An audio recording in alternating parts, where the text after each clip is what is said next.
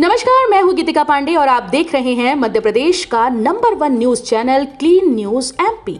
चलिए देखते हैं मध्य प्रदेश की सभी शाम तक की मुख्य खबरें फटाफट अंदाज में।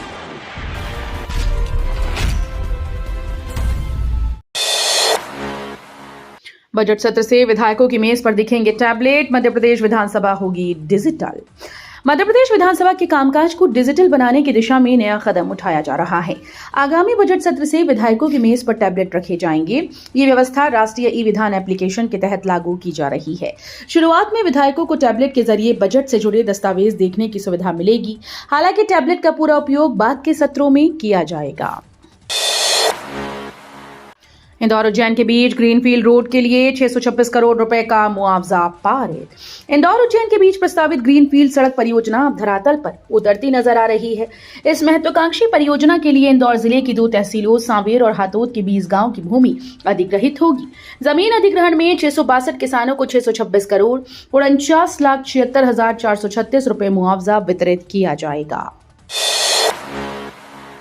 एमपी के सरकारी अस्पतालों में बदलेगी दवाओं की सूची, पुरानी दवाएं हटेंगी, नए विकल्पों को मिलेगा स्थान।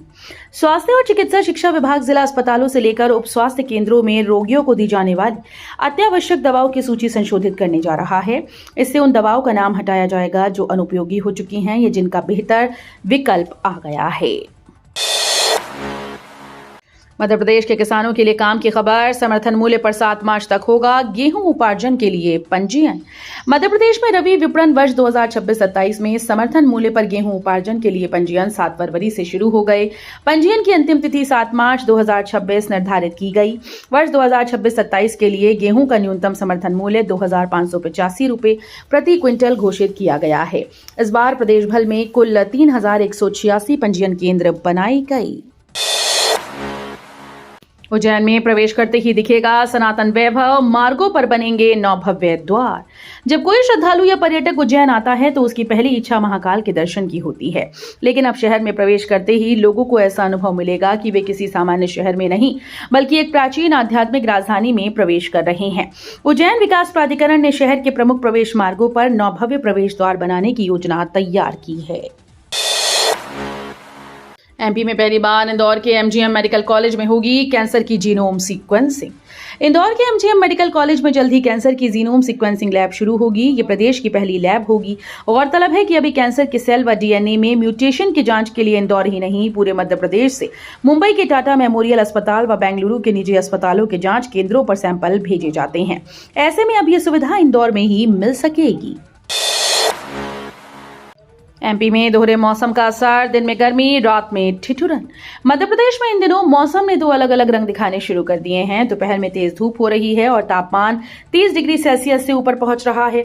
वहीं रात और सुबह के समय सर्दी अब भी महसूस की जा रही है। मौसम विभाग के अनुसार फिलहाल देश में 2 सिस्टम सक्रिय हैं, लेकिन वे कमजोर स्थिति में हैं। इसलिए प्रदेश में बारिश की संभावना कम है।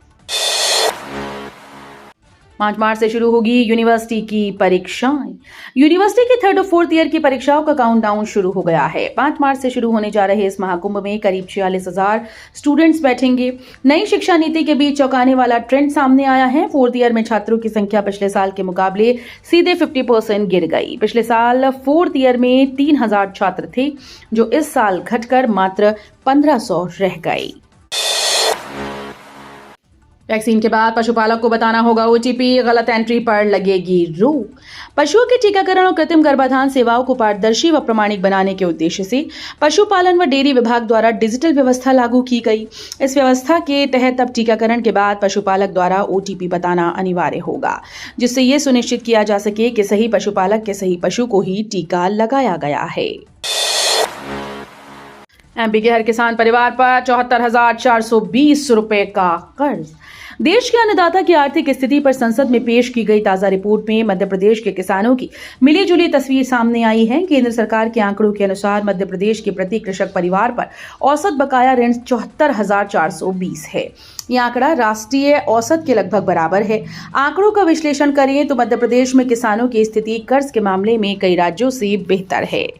तो ये थी शाम तक की मुख्य खबरें। रोजाना ऐसे ही मध्य प्रदेश से अपडेट रहने के लिए क्लीन न्यूज एमपी को अभी सब्सक्राइब करें और वीडियो को लाइक करना बिल्कुल न भूलें। धन्यवाद।